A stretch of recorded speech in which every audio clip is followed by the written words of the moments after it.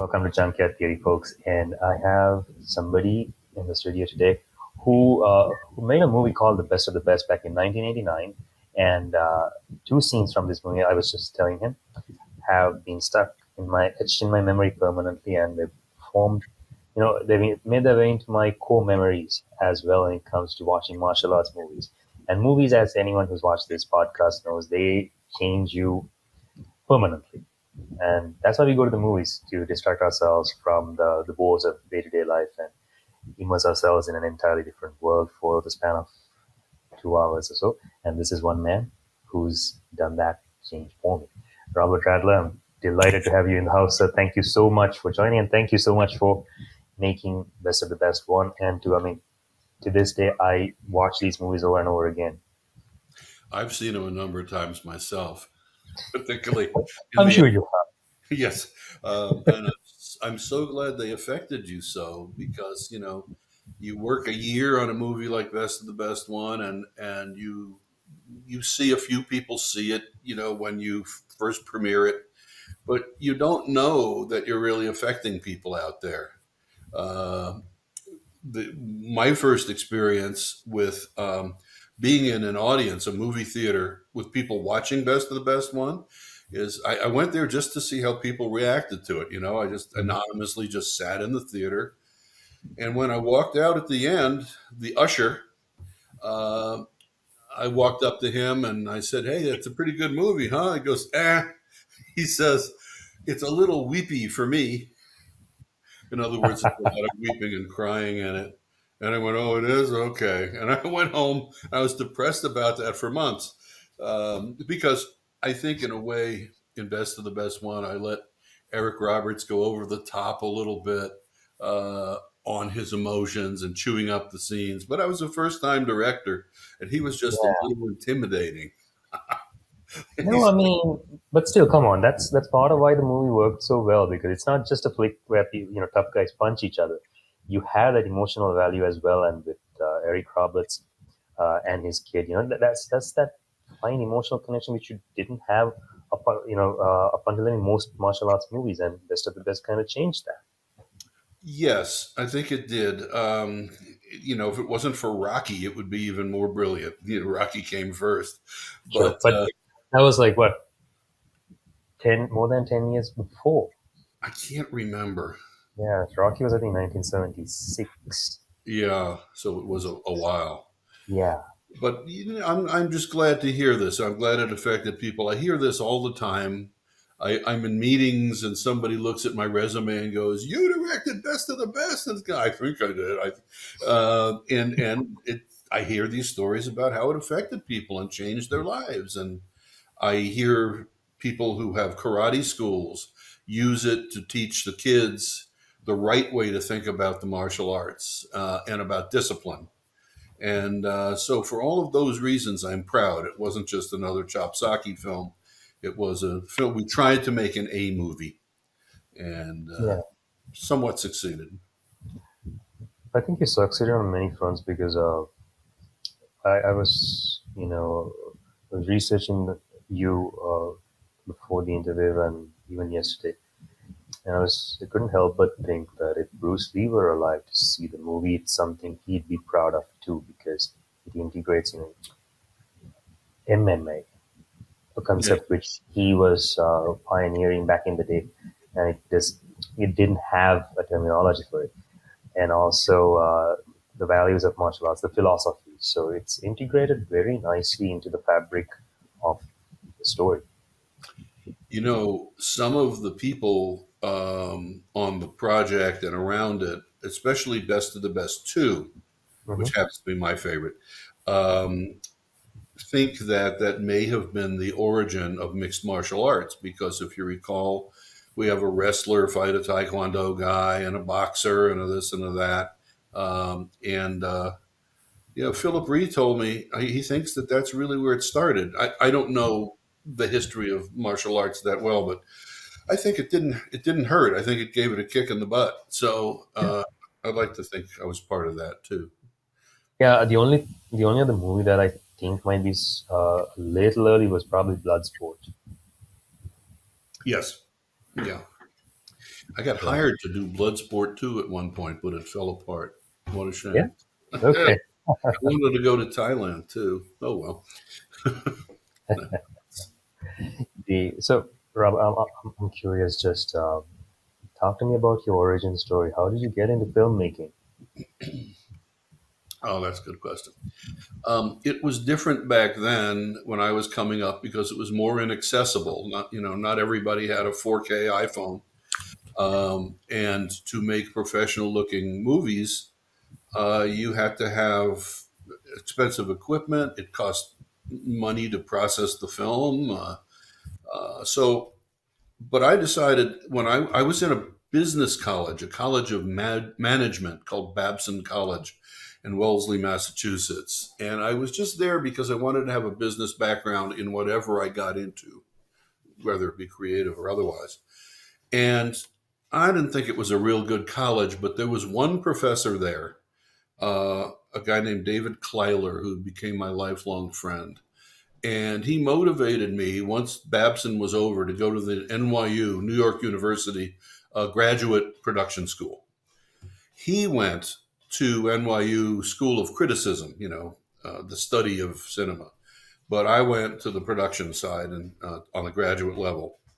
And that really got me started because, well, what really got me started was myself. Because when I was at Babson College, while in the classes of David Kleiler, I made films. And one of the films I made was a feature length, surrealist religious epic, tongue in cheek religious epic, like a Buñuel film or something like that, or a Fellini film. Um, and at that time, you couldn't even do sync sound on Super 8 film because that's all that existed. There was no videotape. So a partner of mine and I figured out how to do it by adjusting the speed of the projector. And so we actually figured out how to do a feature film in Super 8. And I did that at Babson as my final project, but I did a whole series of films there. So I became pretty good at it. And I realized I had an aptitude for it. And every time I turned in a film, my professor gave me an A minus. He said, because you can always do better. And I said, you prick. I worked 9,000 hours on this. Anyway, so I went to NYU and I spent a semester there. And unfortunately, it was a bad time for that school. Um, the professors were from World War II. And a lot of the people from Eastern Europe from World War II either came out as flaming liberals or fascists. And I had a fascist camera teacher, and he immediately was pissed at me because I suggested that the school buy some Super 8 equipment because they had two cameras for like 300 people. And so he would call me, hey, Mr. Super 8, eh? So I would say, no, I just want to shoot something. I'm sorry. And then and then when I could load the Aeroflex S, he would say, how come you can load Aeroflex S? And I said, because it's not hard. So I didn't like that school. I did one surrealist movie, which they liked a lot. But there came a day in the homeroom where the teacher said, there's a job, an after school job. They're looking for somebody who wants to be a filmmaker to work with a prominent documentarian from New York to just be his assistant. A few hours after school every day. So I went down, and they sent two people, me and Marty Brest. And if you don't know Marty Brest, look up his IMDb. The man has had quite a successful career, except I got the job. And the reason is Gene Searchinger, the filmmaker, said to me, boy, I like you, and boy, I wish you weren't in school because I could use you full time every day. He had just gone through 2 years of not having a film to make, trying to pitch films. Now he had 6 films to make. So I stayed with him for 6 films and learned from him more in a day than I learned from NYU in a semester because he put me right into the war. It's like, the next Yeah. day we were shooting in Times Square a film about aluminum and people doing pizza pans and making made out of aluminum and making pizza, and all these uses of aluminum that human beings have. So we did a comedy about aluminum. That was the first film we ever made together, and I loved working for him. He was a very good teacher. In fact, he had been asked to direct the NYU school that I just quit, but he turned it down because he had these 6 films to make. So I worked for him for about a year, year and a half as his assistant. He had me shooting, he had me editing, especially. He taught me an editing process that I use to this day. The formats change and the tech changes, but the cerebral stays the same. Um, and I worked for him first in New York, but then when I decided I didn't want to live in New York, it's just too claustrophobic for me. I went back up to the Boston area, which is a much smaller town, and began my own company with Gene Searchinger as my partner, like kind of intercity partner. So when I would get a gig, he would come up with his equipment and help me. And when he'd get a gig in New York, I'd go down there and help him. And it was a very copacetic relationship for many years. And he kept teaching me, and I started to get all films on my own, and so I started as a documentarian. Did I want to be a documentarian? Did I think that was what I wanted to do? No, but it taught me editing and finding story in raw footage, and that I use every day. What I really wanted to do was something else. I had just heard, this was about 1980, the Doors poetry album, which is called An American Prayer. Jim Morrison, the singer, was dead for 10 years. And the Doors, who were still alive, laid down music over his poetry to create an album called An American Prayer. And when I heard that album, I saw a movie. The editor in me couldn't stop. It made me crazy. I saw a movie. And I needed to talk to the Doors. I needed to tell them what I was seeing, because I knew that not only did they have footage of their concerts, not only did they have footage of their concerts, but a documentarian group had followed them for a year. There were Jim Morrison's own films, and there was a bunch of art films that they had made while they were the Doors. So all of these elements told the same story.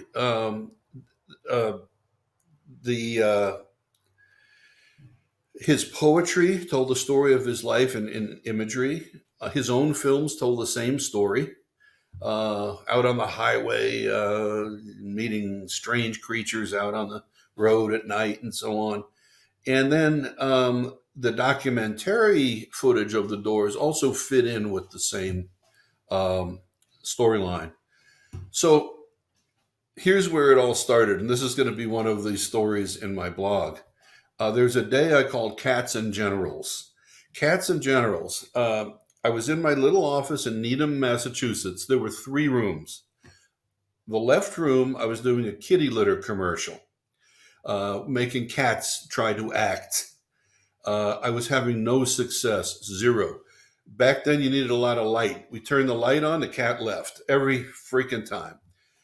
In the other room on the right, I had an approval screening for admirals and generals. I had a military client, and that was not going well either. They were looking at what I had edited and saying things like, Charlie would never leave his ordnance in that kind of position. And I'm thinking, what does that mean?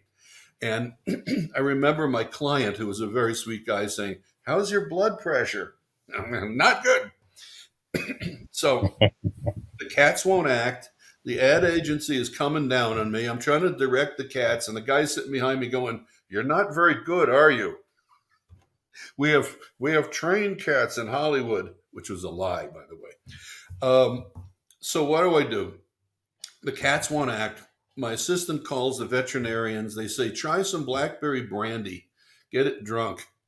We tried that. Didn't work. We tried taping the cat down with duct tape.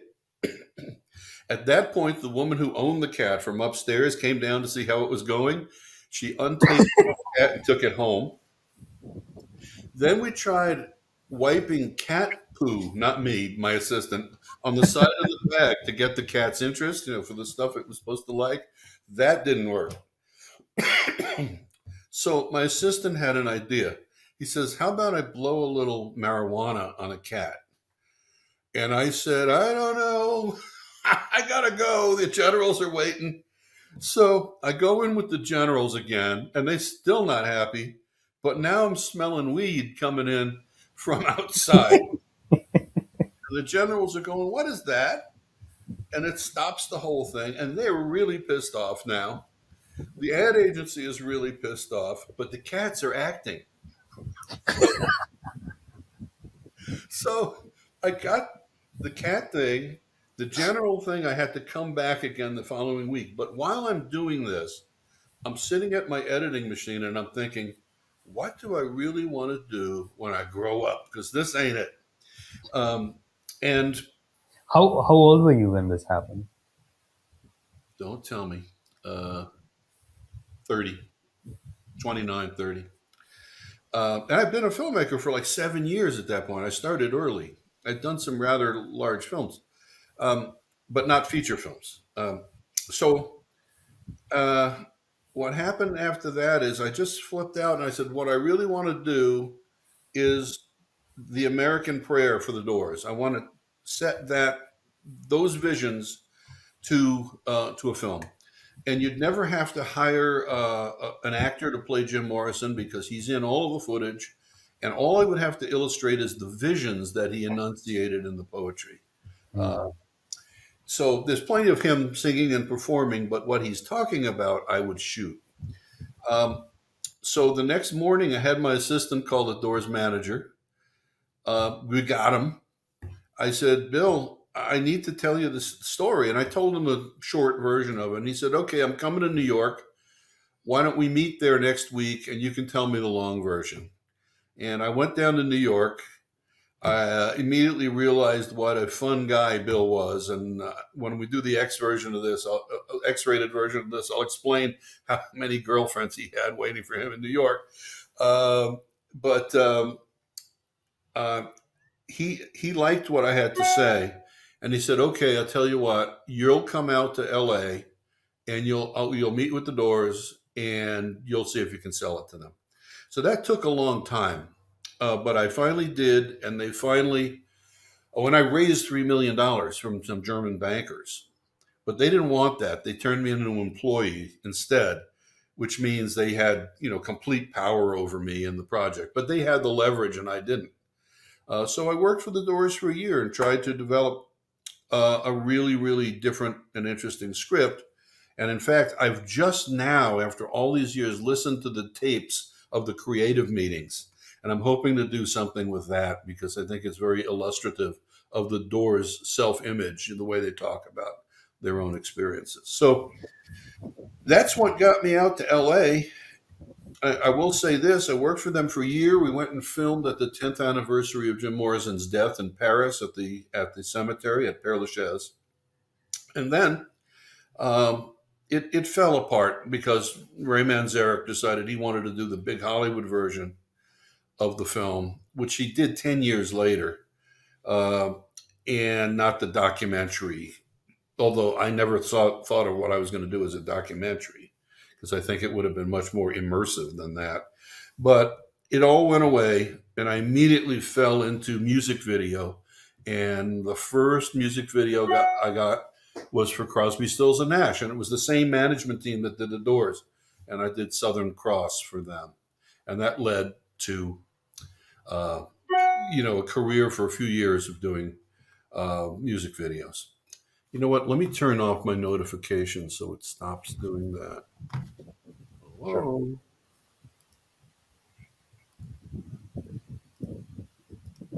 There. Okay. Did that make sense? It totally did. I'm curious, you mentioned editing. So, unless I'm mistaken, you come primarily from an editing background, and you mentioned some tips and tricks that you were taught. Could you illustrate on that a little bit? Yeah. There's more process than tricks. But I sat at the knee of my mentor, Gene Searchinger, and watched him edit this comedy about aluminum.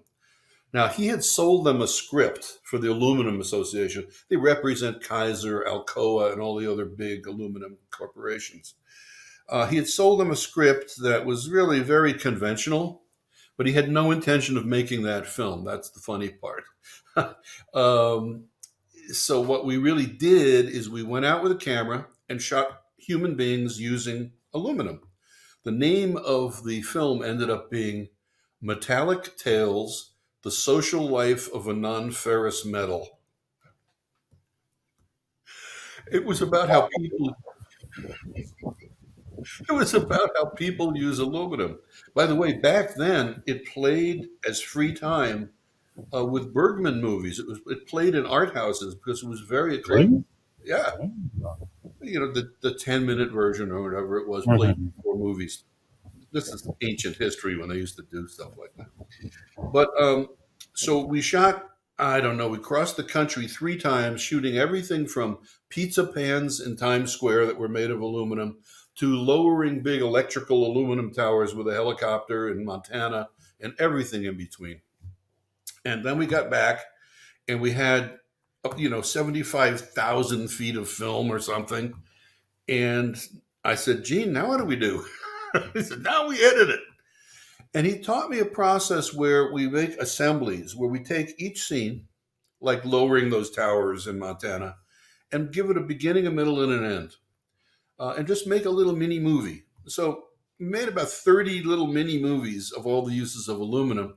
And then when we start putting them together, he showed me how the extraneous footage would basically kick itself out. All of a sudden, when you put two things together, something works and some other things don't. And he let he taught me to let the film itself make the decisions. He showed me how to try it many different ways and many different orders. He likened it to a musical, what do you call it? Musical interludes. Each one had a name. It's the climax, it's the interlude, it's the scherzo, it's the this, it's the that. I'm not into classical music, so I don't know all those words, but he gave a reason for each of the scenes. And I saw him construct out of nothing that made any sense wonderful intercuts that made things happen that didn't really happen. So while you have aluminum planes taking off at Kennedy Airport, you also have a girl with an aluminum pinwheel, things that the wind makes go, chasing birds. And he intercut the planes taking off with the little girl with the aluminum thing chasing birds going the other way. They did this wonderfully artistic intercut. And then the use of the music to tie it all together. So he taught, and he was in no hurry. It took him a year. I've never had a year to edit anything, but he did. And the funny That's a very long time. I mean, is, that's a luxury you never get. it took longer back then. You had to True, you fair enough. labs and you do a color corrected print, and then the print would come back, and it would be nothing like what you laid down at all, and you'd have to do that six times, and so it would take forever to get a good print or a good sound mix. But what was really neat is it all worked. The film was a big hit for them, and I got my name on it as a producer. And when I got tired, and five other films as well. We did films for the Metropolitan Museum of Art, for Mobil Oil, for the Wolf Trap Farm Park, which was the Department of National Park Service, and some others. And I learned so much just watching this man that I thought after about a year, year and a half, I could do it myself. Because again, I didn't want to live in New York. I used to love riding my motorcycle. Try that in New York. It sucks. People, it's like a video game with your body as the as the booby prize. Um, so I went back to Boston area and worked with another guy and tried to find a film. And the Commonwealth of Massachusetts, the state of Massachusetts, saw the aluminum film and said, "Could you make something like that for Massachusetts?"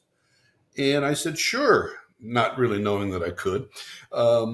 And I spent a year shooting the things I loved about Massachusetts. Once again, I gave them a script. They all approved it. I threw it away, and I went and shot everything I liked about Massachusetts.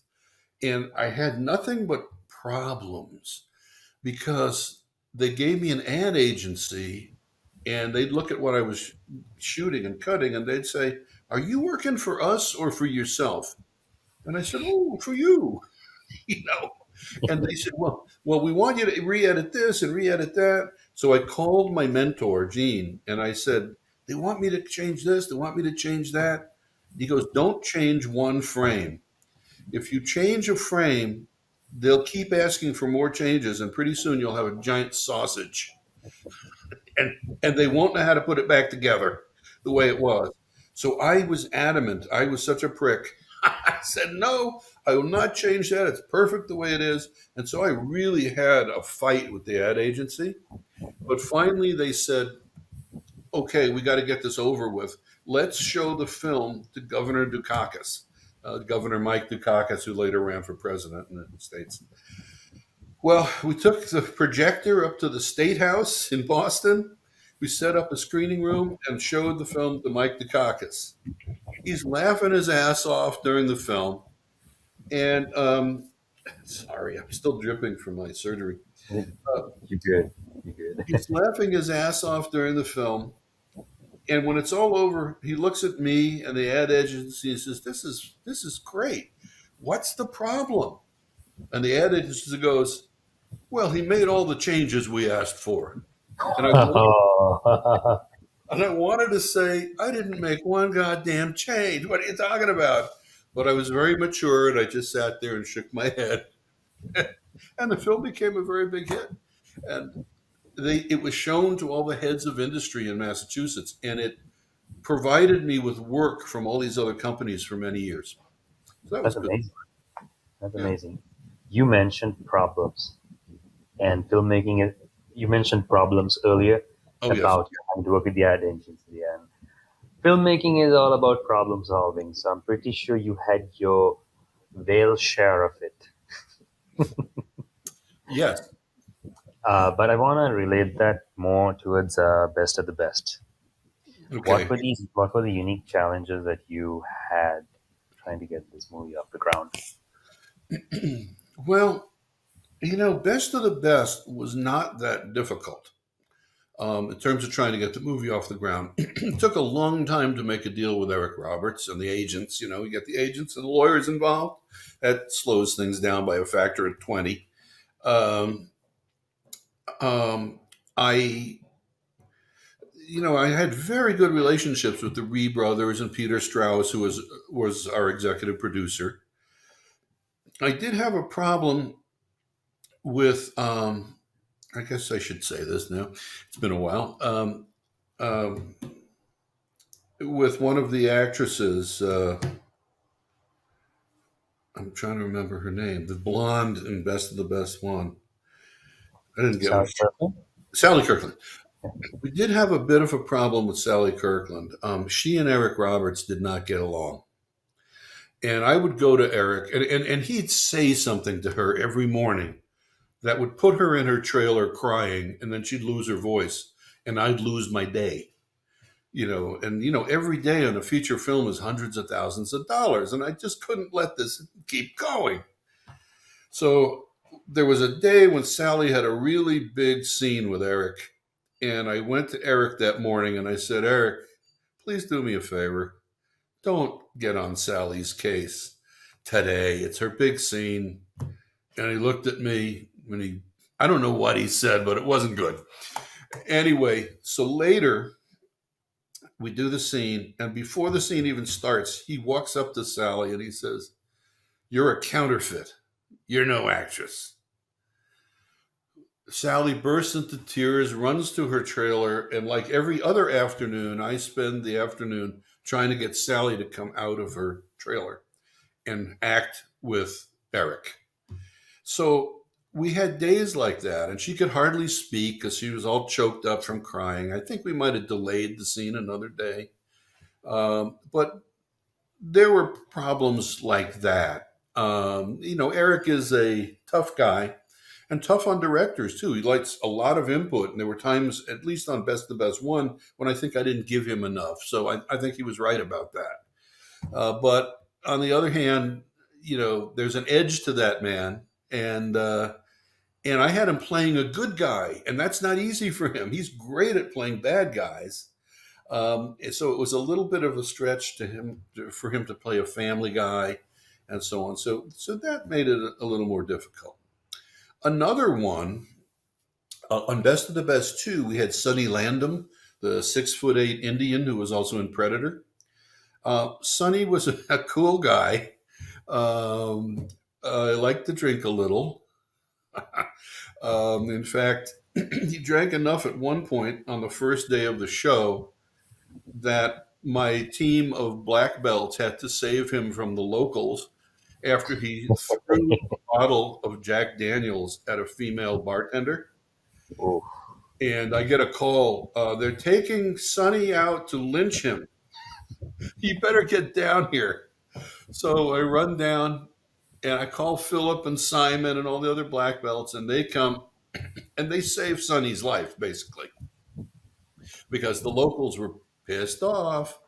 mm, Um, but my biggest problem with Sonny, and mostly I didn't have any problems with him. He was a good guy. He has passed now. But there was a day when he had to do the climactic scene in Best of the Best 2, where he had to save the good guys and he had to run and make this heroic run with a rifle, and he was going to get shot up as he ran. I think we had 9 squibs in him.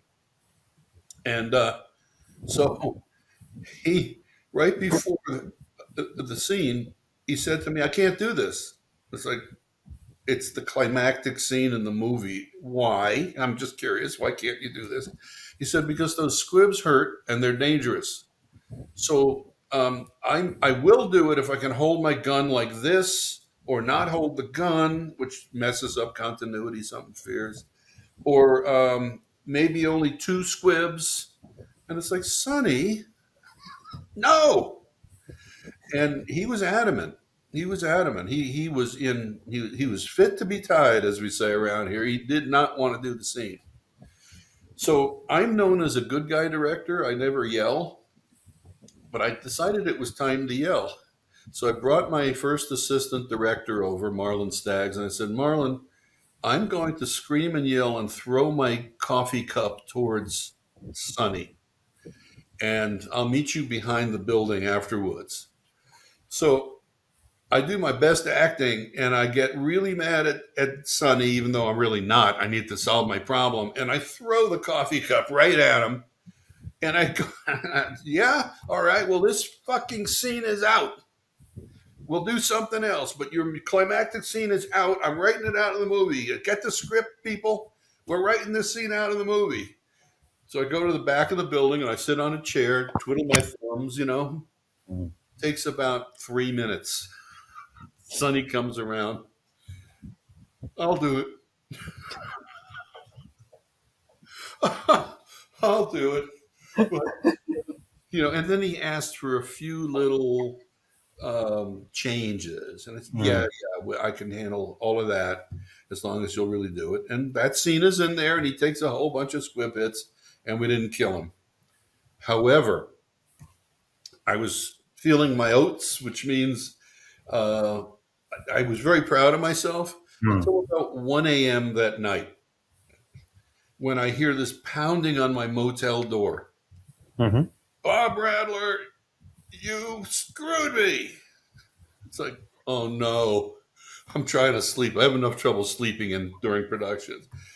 Open this door, and I can see all the lights in the motel are coming on, and he's Mm. pounding the door. So I call Philip Reed on the phone. Philip, Sonny Landham is trying to kill me, and he's here at my door. And if you don't get here soon, you may lose your director. And Philip comes down, and he takes Sonny, puts his arm around his shoulder, and says, "Come on, let's go have a drink." Mm. Well, Sonny had already had a drink. In fact, Sonny had had all the drinks. But they went out and they drank till dawn. And Hmm. as Philip told me in the morning, only a drunk can speak to a drunk. And not that Philip is a drunk, but he went out and got drunk just to get Sonny back because he quit the film. Oh, I didn't mention that. While he was pounding on the door, he quit the movie. Oh, So damn. by dawn, Philip, bless his heart, had brought Sonny back into the movie. He was still pissed at me, but hey, I was doing my job, which I explained to him. So that was a little bit of a difficulty, and the only time I ever yelled on a movie set. I The enjoyed only it actually. question. Okay, so you said you're known as a good guy director, and you don't shout. Besides this one incident with Sunny, most directors are known as assholes in the industry because they shout. You know, they sometimes demean people. I mean, there are certain lines you should not cross, in my opinion. But when do you think a good guy director, should switch over to do what you did? Because it's not an easy job keeping your patience with people and getting them to do what you really want them to do at times. Well, that little story I think pretty much illustrates when you should switch over. Um, The discussion with Sonny went on for an hour, and an hour of a crew of 100 is very expensive. So I knew I had to do something, and you don't learn all these things in film school. You learn these things by experience, and I learned that I was getting nowhere with the guy. It was getting worse and worse and worse. That I had to do something to change the power structure, and I had to, actors are only concerned about their own roles. When they read scripts, yeah. very often they only read their own part, at least initially. And Sonny was very honed in on his character and everything, to his credit. But I mean, that's when you're not going to make your day. If you don't make your day and you lose them $175,000 that day, the next day, sitting in your director's seat when you get to the set, is the bond company, the people who guarantee the money and the budget. And they'll kick you off the film if you don't get things in order. So you always have that kind of financial responsibility hanging over your head. And for the most part, I work those things out. Like, if you have a good assistant director, I would always do every day one scene for my reel. In other words, one scene as good as I know how to do it. And very often they'd come to me, the assistant director or the producers, and say, "It's already lunchtime and you've only done one scene. You have six more." And I'd say, "No worries. I'll have them. By the end of the day, you'll have all those." And I'd pull it off all the time. And so they begin to trust you and give you the creative freedom you need, but you have to make them comfortable. Mm. And that is something that takes a little time and skill. You know, um, I'll tell you another story. I worked for Jerry Bruckheimer on his first TV show, Soldier of Fortune, Mm. and I took over the premiere episode of that from another director who had become kind of unserviceable. He wasn't listening to the producers. He was Bruckheimer's friend, but he wasn't listening to the producers, and he was kind of he was shooting every angle humanly possible of every scene, and he was 3 days in, and he was 2.5 days behind. Ugh. And the producers came to me uh, at a party I had. They were at my party, and they said, "By the way, you're taking over the pilot episode tomorrow." And I was already prepping. See, the pilot episode was shot fourth or fifth because it was so big. They wanted Mhm. to shoot some smaller ones first. And I said, "I love the episode. I'm prepping. Can I just do that Cuban one?" They said, "No, you're taking over the pilot tomorrow." And I said, I haven't even seen the script." They said, "Here it is." And here is the other director's visual notes. And they hand me something that looks like the Manhattan phone book. When we still had phone books, it was his drawings of how he Mhm. wanted it all done. He never wanted lights. He wanted everything done with natural fire lighting the scenes, which is Okay. not easy. No, not at all. I look at these hundreds of drawings and I realize I have to start shooting in the morning, and it's like, threw it away. Just there was no time. I read the Mm. script. I go, oh my God, this is really hard. It's like a Bruckheimer big movie. There's tanks and helicopters and jets and refugees, and the tanks are stuck in the sand, and like we can't find the actors, and we're shooting in the middle of the night in a sandstorm, and the lights won't come on, and it's so windy that the bonfire that was supposed to illustrate light up everything was not happening. They wouldn't let us light it. So I went to the DP, the lighting guy, and I said, "Why are we not lit? You know, it's like 3 a.m. and the sun's going to come up." He goes, "I have no fucking idea." I said, "Let's go sit in the bus." So we went and sat in the bus and thought about it. But how do you make something like that work? Well, I realized that some of my best work when I did episodic TV, which you always have to make your day, and every day the sun goes down, but you need a daytime scene and the sun is going down. I do my best improvisation in those last hours of a day when I'm fighting either the sun down or the sun up. So I just decided with the editor in my head that I would start just shooting the stuff my own way. And I did a lot of combinations of things. I put certain scenes together just right there on the spot. And actually, it turned out to be very clever because I could not have really shot the script as it was written. So I had to rewrite it in my head, go out and shoot it, and know that I was shooting enough. And that's one reason it's good to be an editor before you're a director, because you know when you can move on. You know when you have sufficient coverage to make the. Coverage, yeah. Others who are not that confident and don't do their own editing sometimes just shoot and shoot and shoot and shoot and shoot. And, after a point, they're just shooting multiple shots of the same thing. So, that being an editor first, I think, is very important. And being able to contract things on the spot when you need to is also, I think, a very important skill. Well, that's definitely very clever. Besides working with actors and having problems like what you just mentioned, what other frustrations have you had, particularly during the post production stage? Well, I made a film called, yeah, usually in post production on my features, nothing really bad because I shot enough. I had good editors. I worked with them almost daily. But, sometimes there were things, especially in Best of the Best One, where I thought a few things were a little too sappy, like the kid throwing away the crutches and we're running down into the boxing ring. Hmm. And I said, please don't make me shoot that. And they said, shoot that. So I did. Uh, but um, a really weird thing happened. And let me just do this one more time.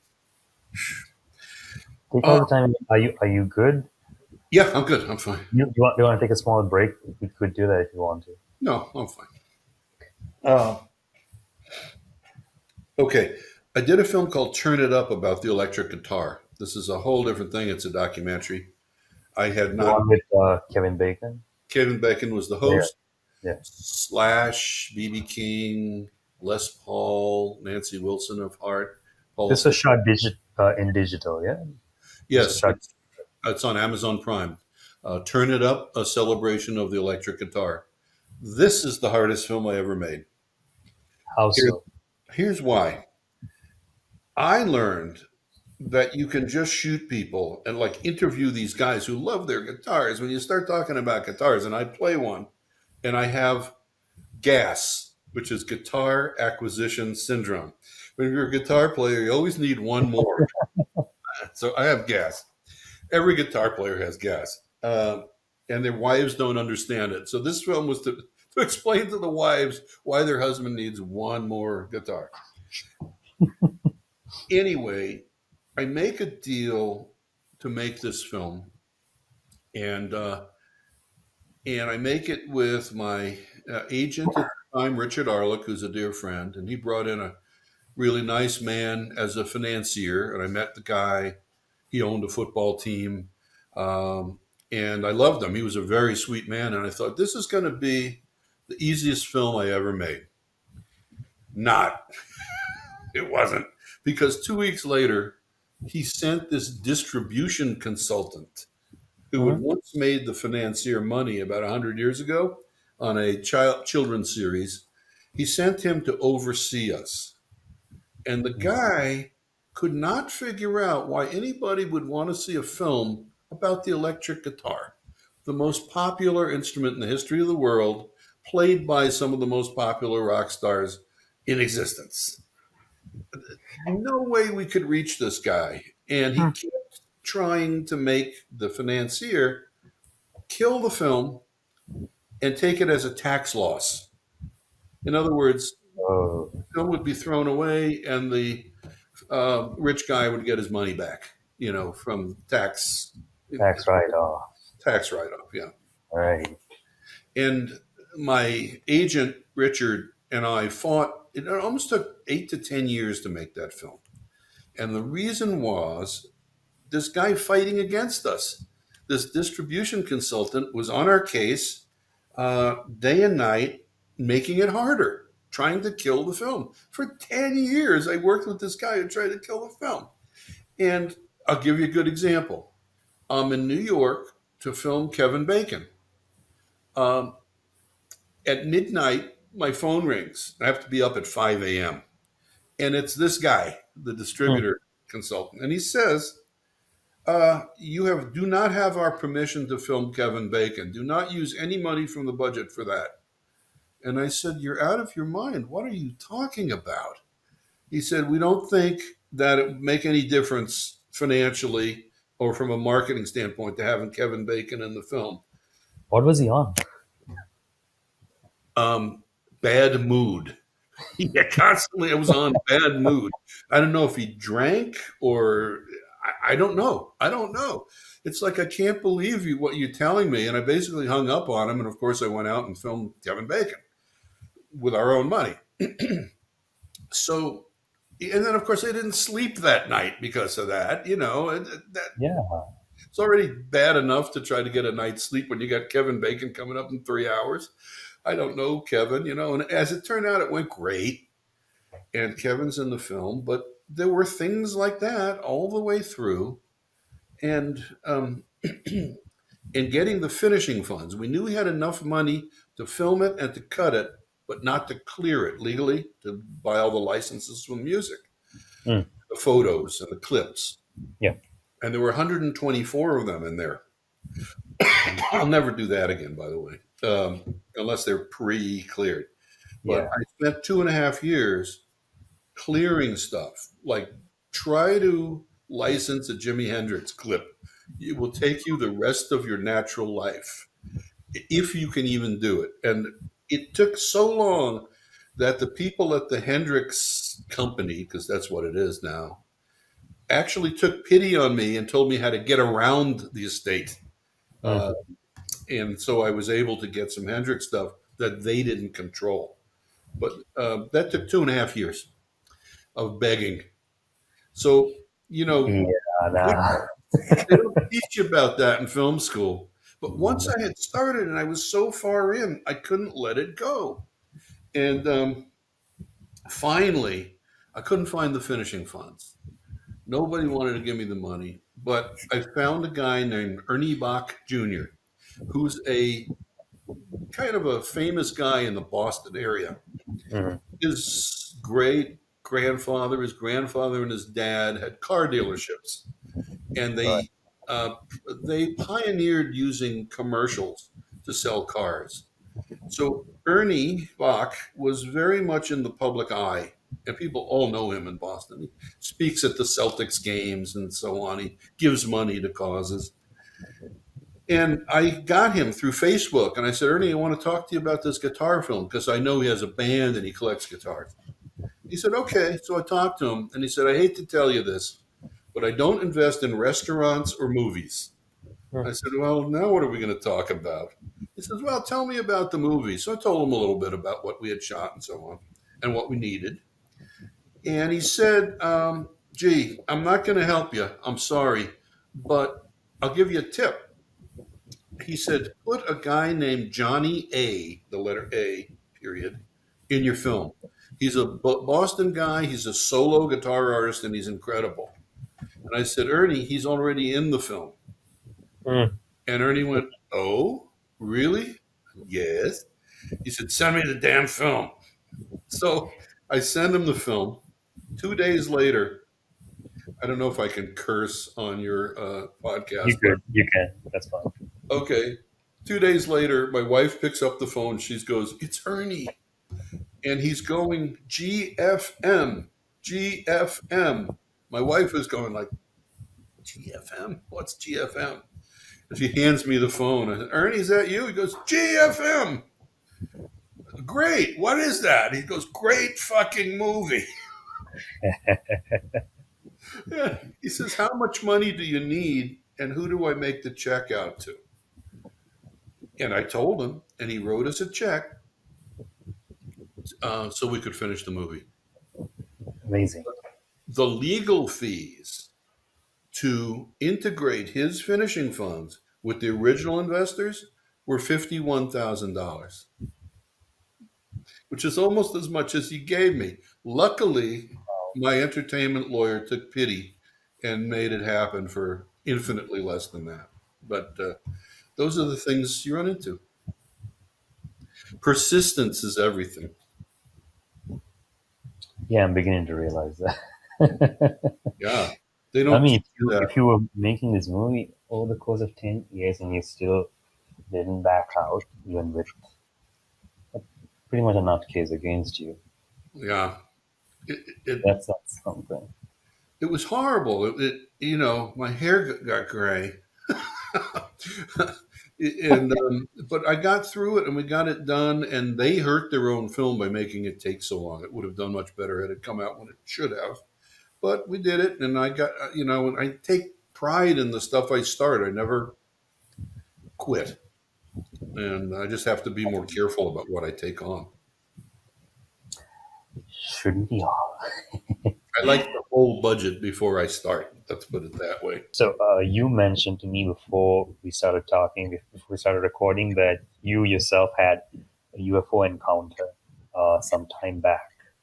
I don't know what the story is. I really, really want to hear it now. Okay. It's part. I think it's about past midnight over here, so I'm gonna get spooked. I think, but that's okay. Yeah, you don't need to sleep either. Uh, let's see. Okay, one more time. Um, my wife and I were taking out the garbage. It was a Wednesday afternoon, late. The sun was going down, and the planes that come from China and across the Pacific come down the polar route, and they come down the coast of California right over my house. I mean, you can sit out on my deck and watch 747, A380, one after another. I have an app too, so I watch so I know where they're from. Right over my house. So we're walking down the driveway, and Kitty, my wife, looks up and says, "What is that?" And she's looking at a Southwest Airlines plane, and it's all resplendent in orange because the sun is low and they have an orange paint job. So the thing is standing out like a neon light almost. And she says, "What are those?" And I'm looking. This is before my previous eye surgery, and I'm saying, "Where? What are we? What are what?" I can't see them. She says, "I can't believe you don't see those three objects." I says, "I don't see them. Well, show me." And she's pointing right there and there and there, and they're moving around each other, and I'm still not seeing it. And so she looks at me, says a few words, and says, "Okay, look, now they're over here." And I'm very frustrated, and I don't have my freaking iPhone with me, unfortunately. She says, "Look over there. Do you see what looks like a contrail? A jet's contrail, Yeah. but just a little contrail, just a straight horizontal line?" I said, "I see that. Watch it." So I'm watching it, and as I watch it, what looks like a line in the distance rotates, just like some of the footage that our Pentagon released not too long ago. I see Hmm. it rotate, and what it turns into is like a silver craft. It's a fucking flying saucer. And I'm thinking, oh Okay. no, I can't unsee this. And then I notice another one go by it, but I'm watching that first one. Now she saw three, I saw two. And as it rotates, I notice that around it, all the air is messed up. All the air is what's the word for it? It's there's a That's like turbulent displacement around the. turbulent. Yeah, you can Yeah, see yeah. that the air is displaced. And Hmm. I go to a lot of air shows, so I've seen fighter jets and all that, and they do certain things that do certain things with Yeah. the air and the ionization and so on, but not like this. That it literally was surrounded by disturbed air. And as I'm watching, it goes, boom, and Oh. as that happens, I mean, I can track it for half a second, and then it is gone. And as I watch it, I'm saying to myself and maybe to Kitty, I can never unsee that. So that's my experience. I definitely saw it, and what it was not something that I don't think we have in our Air Force, Nah. and I don't think the Chinese can build one. I hope. And um, about a week later, I had a dinner with Robert Knight, who's a famous rock and roll photographer. Many of the Jimi Hendrix iconic photos and so on were Robert Knight's.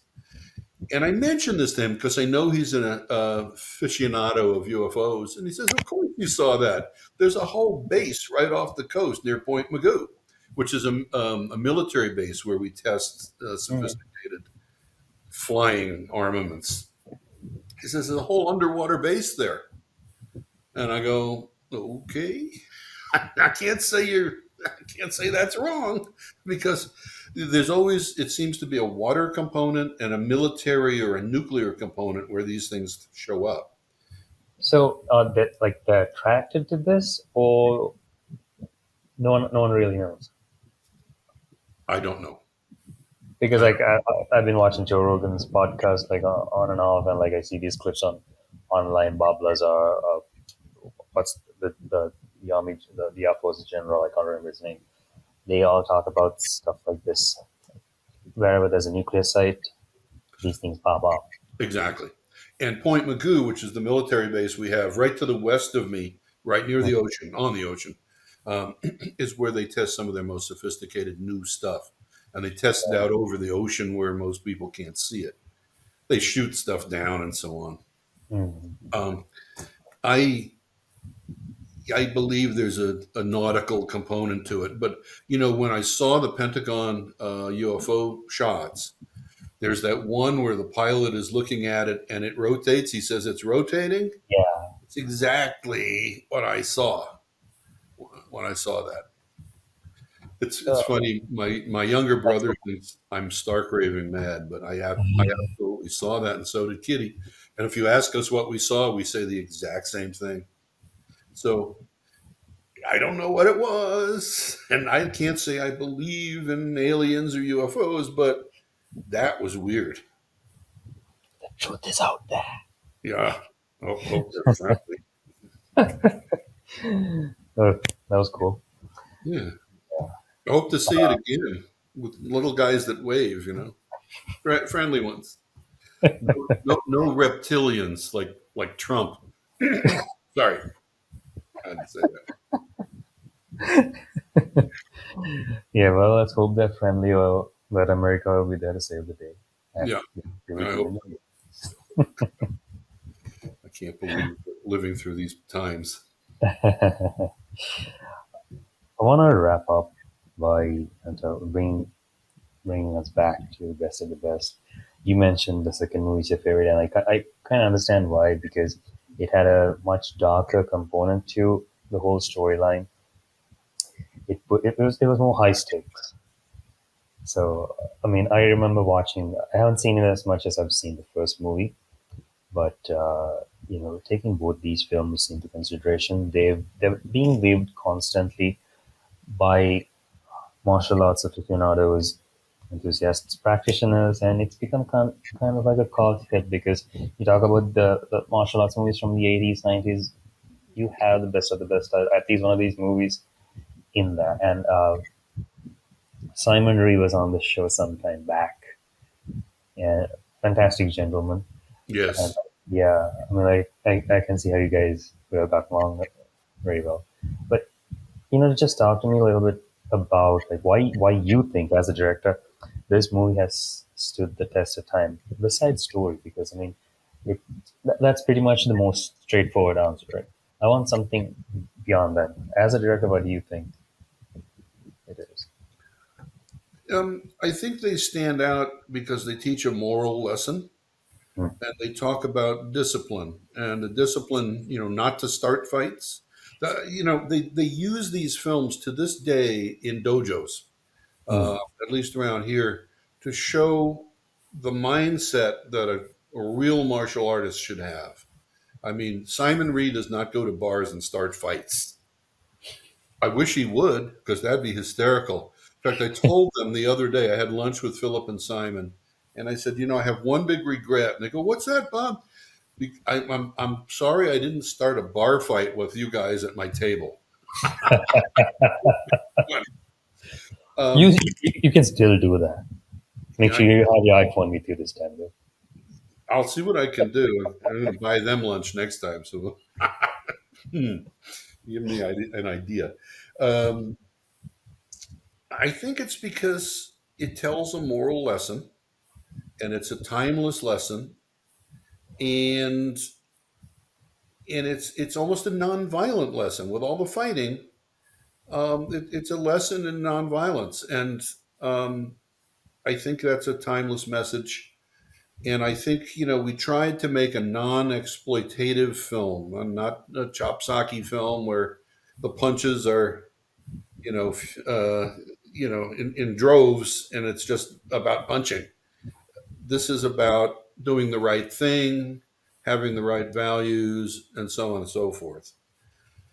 The first movie, I think, was very much this way. The second movie, I think, contrasted good and evil. Hmm. And Wayne Newton, of course, was the guy who was the master of ceremonies for good and evil. And I loved working with him, by the way. He was great. You gotta Um, also mention that you were the flow master in the second movie. he went, You're playing the flow master, right? In "Oh, the yes, second yes, yes. movie, I yeah. got to throw Eric Roberts off the set. Yeah. I took great pleasure in that.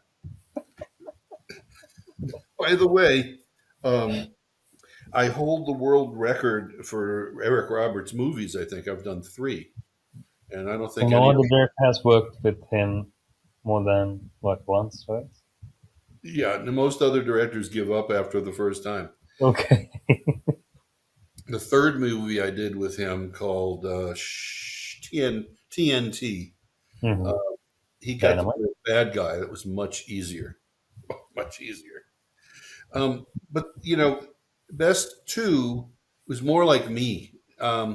I have that dark sense of humor, and when I read the reviews that said there was this ongoing dark sense of humor that kept coming and going, made me very happy because, if anything, I thought the first one, for my taste, was a little square. A Mm. little too goody goody.